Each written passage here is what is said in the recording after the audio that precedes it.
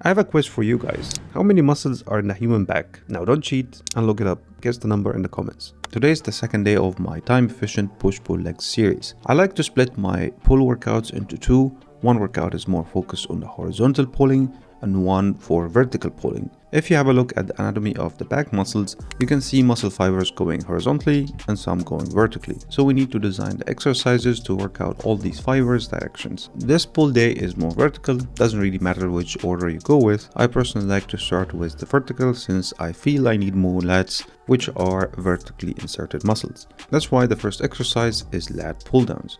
Very standard and stable exercise. The width of your grip doesn't really matter much. Go with what you feel more comfortable for you, but as a rule of thumb, don't go too wide.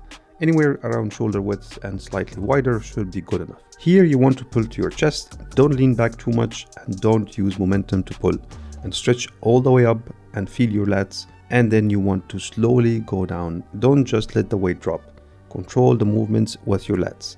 Since this will be the first exercise, as usual, you want to permit your weights up to the working weight, where you can do 15 reps with. And then do 2 straight sets of 12 to 15 reps with 2 minutes rest in between. This should take around 10 minutes including the warm-up.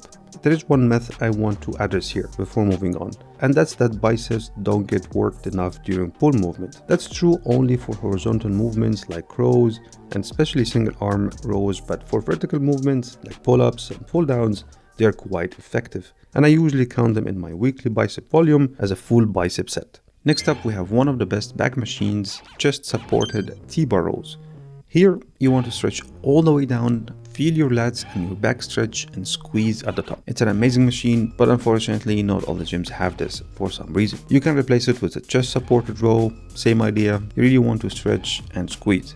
If your gym doesn't have that too, then seated cable rows should be your last resort. If your gym doesn't have that, then you really need a new gym. Here you want to lock your butt and lower back to the bench, just slightly lean forward with your upper body and stretch with your back. It's not the same because of the chest support. Try not to bend your lower back as much as you can, and here it's really more important to squeeze in the end position. Here, whatever machine you choose, you will be doing one top set of 6 to 8 reps with 3 minutes rest in between, and then 2 backup sets at 8 to 12 reps with a 2 minutes rest. This should take around 10 to 12 minutes. To finish up the vertical exercises of the day, you will be doing some good old pull-ups. Here, depending on your strength level, you can either go with the supported machine or you can choose to add some weights. If you use the supported machine, don't make it too easy.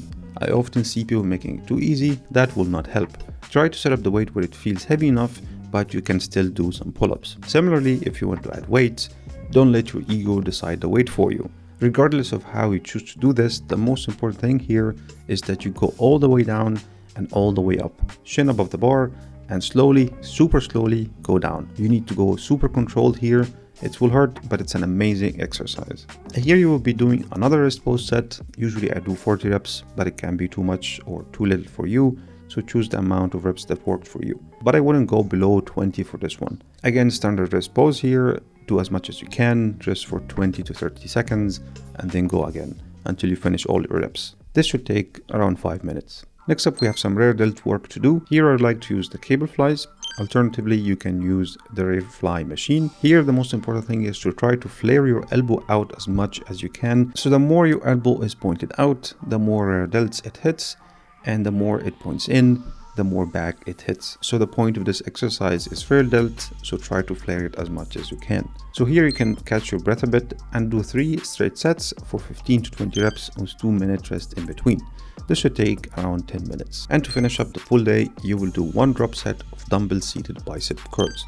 Prepare all the weights you need, and you want to aim for 4 drops. Try to go to failure or close to failure in each of the drops. The most important note here is that you want to really squeeze at the top position. If you are one of the people who get elbow pain from dumbbell bicep curls, then I would suggest using either the Easy Bar or the Preacher Curls machine. Experiment with which is more comfortable for you and use it. And if you haven't watched the push day, then click on this video right here to watch it. Thanks for watching and see you there.